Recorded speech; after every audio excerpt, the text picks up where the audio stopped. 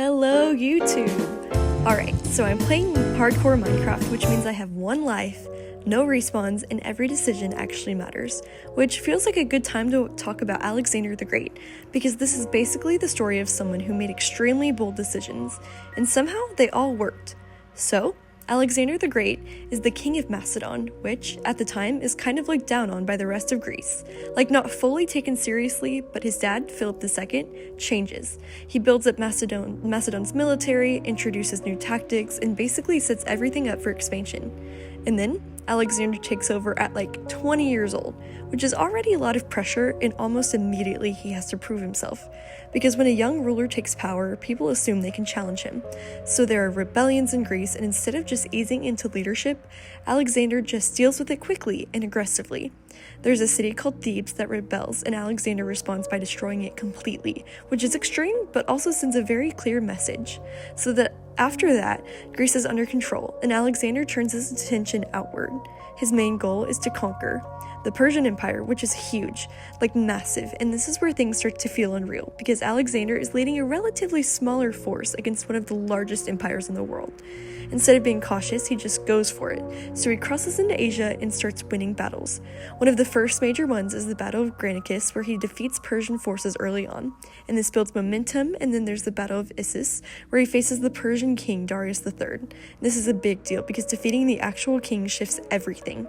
Even though Darius is a larger army, Alexander still wins, which becomes a pattern.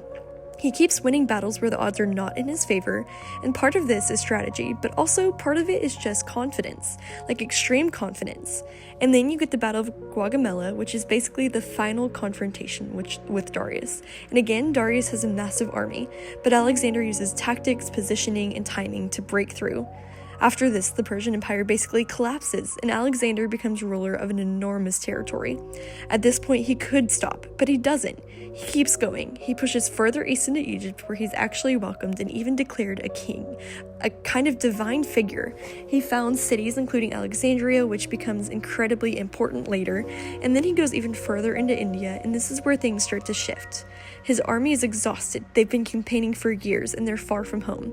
Eventually, they refuse to go any further, and this is one of the first times Alexander is forced to stop. So he turns back, and on the way back, things start to fall apart a little. There are losses, hard marches, and the reality of how far they've gone starts to set in.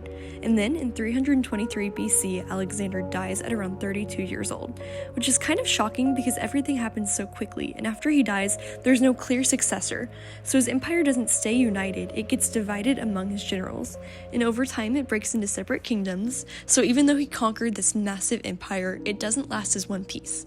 But his impact is still huge, because he spreads great culture, language, ideas across all these regions, which leads to what's called the Hellenistic period, where there's this blending of culture, so his influence continues even after his empire doesn't. And honestly, his whole story feels like hardcore Minecraft. Like, he starts with a strong setup from his dad, and makes bold decisions, takes huge risks, and just keeps winning. But eventually, there's a limit, whether it's his army stopping or a sudden death, and everything he builds starts to shift. So it's not just a story about conquest, it's about momentum, ambition, and how far one person can actually push things. And also what happens after they're gone, because maintaining something is very different from building. Alexander the Great is basically what happens when skill, timing, confidence, and opportunity all line up, and somehow it works. I guess we'll see if this Minecraft day will work for me today, but that's all for this episode, and peace and blessings, and I'll see you next time.